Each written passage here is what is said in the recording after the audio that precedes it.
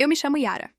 Para a maioria das pessoas que me veem hoje, vivendo uma vida tranquila e cheia de paz em meu pequeno ateliê no Rio Vermelho, em Salvador, eu sou apenas mais uma artesã, talvez um pouco reservada.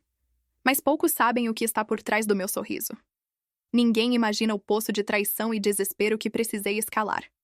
A minha vida parecia uma daquelas novelas mexicanas, só que sem o final feliz que a gente espera. Por isso, antes de mergulharmos nessa história que vai virar seu estômago, eu te peço um voto de confiança. Se você já se sentiu traído por alguém que amava e quer ver como a justiça, às vezes, é uma arte, já deixa seu like aqui e se inscreve no canal. Vai me ajudar a ter a força de contar cada detalhe do que aconteceu. Aos 22 anos, eu perdi a única pessoa que realmente me amava no mundo, minha mãe, Marisa. Ela era tudo para mim. Uma mulher forte, nordestina, que fez a vida dela em Salvador vendendo acarajé na orla da Boa Viagem e que, com muito sacrifício, conseguiu juntar um patrimônio considerável. O que ela deixou não era uma fortuna de bilionário, mas era o suficiente para eu terminar a faculdade de artes plásticas e viver sem o aperto no peito que é a falta de dinheiro. Minha mãe, previsível como sempre foi, deixou um testamento claro. Tudo para Yara. O problema não era o testamento, era o homem que ela tinha trazido para nossa casa nos últimos 5 anos. Aderbal, meu padrasto. Ele era o oposto da minha mãe. Manipulador, silencioso, com aquele olhar que parecia estar sempre calculando alguma coisa. Minha mãe o amava cegamente, e eu, por respeito a ela, apenas o tolerava. A convivência era insuportável, mas o meu desespero começou mesmo no dia seguinte ao enterro. Em um velório onde a dor deveria ser a única convidada, Aderbal começou o jogo dele. Yara, minha flor, sua mãe confiava em mim. Deixou tudo em minhas mãos para te ajudar a administrar. É muito dinheiro para uma menina nova. Ele usava aquele tom de voz de pai preocupado, mas eu sentia o cheiro da ganância dele a quilômetros. Na semana seguinte, a mudança de Aderbal foi de 180 graus. Aquele homem que mal me olhava, agora estava me cercando, ajudando com os papéis da sucessão e, o mais importante, me forçando a ir ao banco. Ele me convenceu a abrir uma conta conjunta para facilitar a transferência dos bens e o pagamento dos impostos. Eu estava em luto, exausta e, confesso, ingênua. Olhando para trás, eu mal posso acreditar na minha própria burrice. O dinheiro da herança, o fruto de anos de trabalho da minha mãe, foi depositado integralmente nessa conta. O primeiro sinal de alarme veio quando tentei sacar uma pequena quantia para comprar materiais para a faculdade. O saldo estava lá, mas o acesso era limitado por algum problema burocrático que Aderbal havia criado. Ele sempre tinha uma desculpa na ponta da língua. Sempre me acalmava com um carinho falso, enquanto eu sentia meu chão afundar. A primeira vez que o confrontei de verdade foi em uma manhã de domingo. Eu havia voltado da casa de uma amiga e encontrei o extrato bancário sobre a mesa da sala. Ele dizia que o dinheiro estava intocado, mas eu vi um saque gigantesco. Quase 80% do valor da herança havia sumido. Eu me lembro daquele dia como se fosse ontem. A luz da manhã de Salvador, normalmente tão alegre, parecia cinza. O extrato estava aberto, as cifras gritavam o tamanho da traição. O valor era mais de 400 mil reais evaporados. Meu coração começou a disparar tão forte que eu achei que teria um ataque. Naquele momento, Aderbal descia as escadas, cantarolando uma música antiga, com a expressão de quem havia acabado de fazer a coisa mais justa do mundo. Eu agarrei o papel, a mão tremendo, e o joguei na cara dele. Onde está o dinheiro, Aderbal? Onde foi parar tudo isso? Eu gritei, a voz embargada pela dor e pela raiva. Ele parou de cantar. O sorriso sumiu. A máscara de pai bondoso caiu, revelando o predador que eu sempre soube que estava ali. Ora, Yara. Achou o extrato, foi? Eu estava esperando o momento certo para te contar. Ele se sentou calmamente, cruzando as pernas. A calma dele era assustadora. Era a calma de quem já tinha vencido. Ele me olhou de cima a baixo com um desdém que me perfurou a alma. Você é muito nova para entender de negócios, menina. Esse dinheiro era do meu trabalho também. Não era só da sua mãe. Eu mereço minha parte. Na verdade, eu mereço tudo. Sua mãe nunca teria deixado esse dinheiro na mão de uma artista faminta como você. Ele disse. Artista faminta. Com um nojo tão grande que me fez recuar. Ele estava negando o amor da minha mãe. Estava negando a história dela. Tudo em nome da pura e simples ganância. Eu senti o sangue ferver. A discussão escalou para um nível que eu nunca imaginei. Aderbal se levantou, me encurralando na parede. Escute bem, Yara. O dinheiro já foi investido em algo que é meu. Se você abrir a boca para alguém, se for a polícia, eu vou dizer que você é louca, que está inventando, que você é uma adolescente desequilibrada, incapaz de gerir o que herdou. E eu tenho advogados muito bons. Ameaças, chantagem emocional, tudo. Eu estava sozinha, vulnerável. Ele tinha o poder, a lábia e o meu dinheiro. Eu saí daquela casa, nossa casa, com a alma em frangalhos, sem saber para onde ir. Eu não podia contar com ninguém da família. Eles eram distantes, e a maioria achava Aderbal um homem de família, um bom companheiro para Marisa. Eu era a filha revoltada, a artista excêntrica. Minha única aliada era a minha amiga Bruna, advogada recém-formada, mas com um senso de justiça de leoa. Ela me acolheu, me deu um quarto de hóspedes, e juntas, começamos a montar um plano. Entrar na justiça para reaver o valor seria um processo longo e doloroso, baseado apenas na minha palavra contra a dele. E Aderbal já tinha se preparado, com certeza. Ele era ardiloso. Eu precisava de uma prova irrefutável. Algo que não pudesse ser contestado, que não dependesse de quem falava mais alto ou com mais credibilidade. Eu precisava de uma confissão. E era aí que a arte e a tecnologia iam se encontrar. A estratégia que desenvolvemos com Bruna era simples em sua execução, mas arriscada em sua concepção. Eu precisava voltar para a casa, confrontar Aderbal novamente e conseguir que ele confessasse toda a trama, a manipulação da conta, as mentiras que ele havia contado sobre o investimento e, principalmente, as ameaças. Eu sabia que ele jamais faria isso de forma deliberada. Ele era cauteloso demais. A única maneira seria fazê-lo se sentir no controle total, seguro de sua impunidade. Eu passei a semana seguinte estudando-o. Liguei para ele algumas vezes, fingindo estar deprimida e derrotada. Eu usei toda a minha capacidade de atriz, que eu nem sabia que tinha. Chorava no telefone, dizia que ele tinha razão, que eu era imatura e que só queria paz. Eu o fiz acreditar que havia desistido. O predador sentiu o cheiro do sangue e ficou confiante. Ele me convidou para ir à casa para conversarmos sobre os próximos passos. Era a minha chance. Naquela noite, antes de sair do apartamento de Bruna, ela me entregou um pequeno microfone de lapela, quase invisível, que se conectava por Bluetooth a um gravador de voz que ficaria escondido na minha bolsa. Ela me deu um abraço apertado. Yara, lembre-se. Ele precisa se gabar. Ele precisa sentir que é o mais esperto. Deixe-o falar. Não o interrompa. Você é a vítima. E ele é o vencedor. Eu respirei fundo. O plano era ir até a sala de estar, o lugar onde a briga inicial aconteceu, acionar o gravador e usar palavras-chave que o levassem a recontar o esquema. Chegando lá, Aderbal estava diferente. Estava usando um roupão de seda, fumando um charuto caro. Parecia que estava celebrando a vitória. Ele me recebeu com um sorriso de escárnio. Olha só, a ovelha desgarrada voltou ao redil. Sente-se, Yara. Você fez a coisa certa. A briga entre nós não leva a nada. Eu sou sua família agora. A conversa começou devagar, com ele me dando conselhos condescendentes sobre a vida adulta. Eu o conduzia sutilmente para o assunto do dinheiro. Mas, Aderbal, eu ainda não entendi. Você disse que estava investindo... Foi em alguma coisa do futuro, não foi? Um investimento para nós dois? O objetivo era fazer com que ele dissesse que o investimento era dele, e que ele nunca teve a intenção de me devolver nada. A isca funcionou perfeitamente. A menção ao investimento para nós dois o fez gargalhar alto. Ele deu um trago no charuto e soltou a fumaça no ar, olhando para mim com superioridade. Para nós dois? Que tolice, Yara! Você realmente achou que eu iria dividir isso com você? Você ainda está na faculdade, mal sabe fazer um Pix.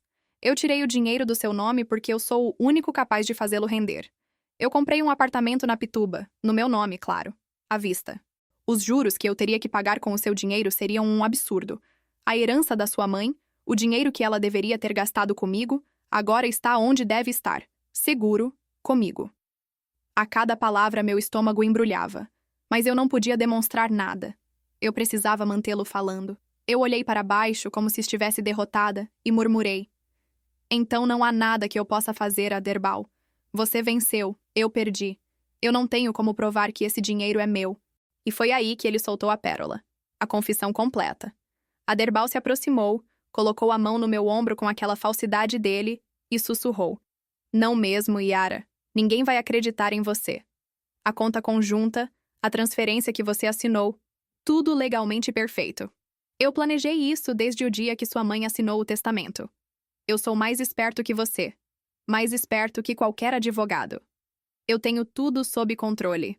Se você me denunciar, eu acabo com a sua reputação, eu te coloco como a vilã na história e garanto que ninguém te apoie. Entendeu? Naquele instante, o gravador em minha bolsa já tinha mais de 15 minutos de confissão detalhada, incluindo as ameaças. O tempo de jogo dele havia acabado. Eu levantei a cabeça. O olhar de tristeza deu lugar a uma fúria fria. Aderbal se assustou com a mudança repentina no meu semblante. O que foi, menina? O que você está aprontando?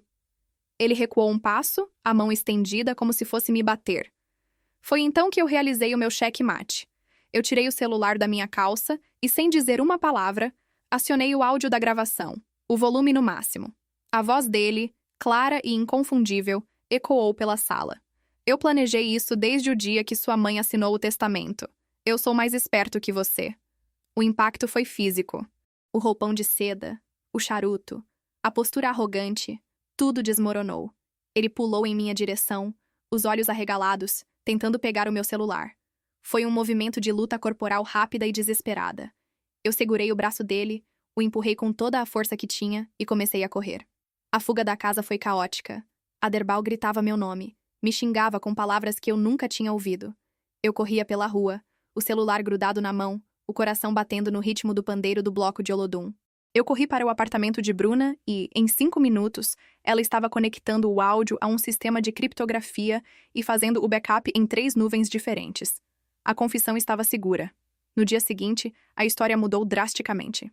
Bruna não apenas protocolou o pedido de reabertura do inventário com base em novas provas irrefutáveis, como também enviou o áudio de forma anônima para um dos tios de Aderbal, um homem muito respeitado na comunidade do Pelourinho, um jurista aposentado que não suportava injustiças. A comunidade de Salvador é calorosa, mas não perdoa a traição. O boato correu mais rápido que a notícia da chuva no verão. Aderbal, que se considerava intocável, viu seu nome e sua reputação serem destruídos. Ele não era apenas um ladrão, era um traidor da memória de Marisa, a querida vendedora de acarajé. A pressão social e a ameaça de um processo criminal de alto nível, com uma prova tão chocante, o fizeram recuar. Ele tentou, por um breve momento, desmentir o áudio, dizendo que era uma montagem, mas a voz dele era inegável. O medo de ser preso e de se tornar um pária na Bahia foi maior do que a sua ganância. Ele concordou em um acordo. Ele devolveria todo o dinheiro em 3 dias, mais uma multa considerável por danos morais e por tentar se apossar do patrimônio. O apartamento na Pituba, que ele havia comprado com o meu dinheiro, foi rapidamente vendido para cobrir a quantia. Eu venci, mas a vitória tinha um gosto amargo. Eu tinha o dinheiro de volta, mas tinha perdido a fé na humanidade. Eu estava amargurada, com raiva. Eu estava cheia de planos de vingança contra a memória dele, de expor a vida dele para todos, de garantir que ele jamais tivesse paz. Mas o destino, ou talvez a sabedoria da minha mãe, tinha outros planos. O dinheiro voltou para minha conta, corrigido e com juros. Eu tinha o meu futuro de volta. Aderbal sumiu de Salvador. Foi para o interior, sem prestígio, sem dinheiro, sem nada. Ele se tornou o que eu queria, um homem derrotado e solitário. E a minha raiva, ao invés de diminuir, aumentava. Eu pensava, ele merecia pagar mais. Eu deveria ter acabado com ele. Eu estava tão focada na vingança que não percebia o quanto isso estava me consumindo. Minha arte estava parada. Meu sorriso tinha sumido. Eu estava me transformando em uma versão amarga de mim mesma. Bruna me levou um dia para o Farol da Barra. Sentamos em silêncio. Ela me disse, Yara, você tem tudo de volta. Seu dinheiro, sua paz, mas sua alma está presa a ele. Você venceu a batalha legal, mas está perdendo a batalha interna. As palavras dela foram um soco no estômago.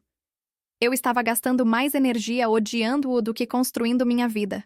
Na semana seguinte, enquanto eu organizava as coisas da minha mãe, encontrei uma caixa de cartas antigas de Aderbal para ela. Eu estava prestes a jogar tudo fora, mas a curiosidade me venceu. Abri a primeira carta. Ela era de 10 anos atrás, antes de ele conhecer minha mãe. A letra era trêmula, o papel manchado. Ele falava de um passado devastador, de dívidas com agiotas que o fariam perder tudo, até a própria vida. Falava de um erro que ele havia cometido na juventude, uma aposta estúpida que arruinou sua família de origem. Ele pedia perdão. Dizia que era um homem quebrado e que só via na morte a saída. E então, nas cartas seguintes, a mudança. Ele conheceu minha mãe. O amor dela não era apenas paixão, era uma âncora. Ela o ajudou a pagar as dívidas mais urgentes, o reergueu. Mas o trauma, a sensação de ser um eterno devedor, nunca o abandonou. A ganância que o fez tentar me roubar não nasceu do nada. Nasceu do medo crônico de voltar a ser o homem quebrado, o medo de perder o status que minha mãe havia lhe dado. Eu percebi que, embora nada justificasse sua traição, ele não era apenas o monstro que eu criei em minha mente. Ele era um homem com uma ferida profunda, que se transformou em predador por desespero e trauma. Eu me lembrei da última vez que vi Aderbal antes de ele sumir. Não foi no momento da fuga, foi uma semana depois do acordo. Ele estava sentado no degrau da nossa antiga casa, as chaves na mão, o rosto envelhecido, chorando baixinho. Eu parei o carro, mas não falei nada. Ele me olhou, e naquele olhar não havia mais ódio, nem arrogância, apenas uma profunda e terrível vergonha. Eu tinha a faca e o queijo na mão. Eu poderia ter ligado para a imprensa. Poderia ter destruído o que restava do nome dele na cidade. Mas eu não o fiz. Eu olhei para a caixa de cartas e para o meu reflexo no espelho. A vingança que eu planejava não era mais sobre ele. Era sobre o meu medo de perdoar. Era sobre eu me sentir no direito de punir para sempre. Mas eu percebi que perdoar não era um presente para ele, era uma libertação para mim. Eu estava em Salvador, uma cidade de fé, de sincretismo, de aceitação. E a reconciliação que eu precisava não era com Aderbal. Era comigo mesma. Eu peguei meu celular e, para a surpresa de Bruna, liguei para o advogado dele. Eu pedi para que ele entregasse um envelope a Aderbal. Dentro, havia apenas uma coisa. Uma foto. A foto de minha mãe e Aderbal, juntos na orla, felizes, no dia em que ela comprou a primeira barraca de acarajé. A foto tinha uma anotação no verso, feita por minha mãe. Nunca se esqueça de quem você é.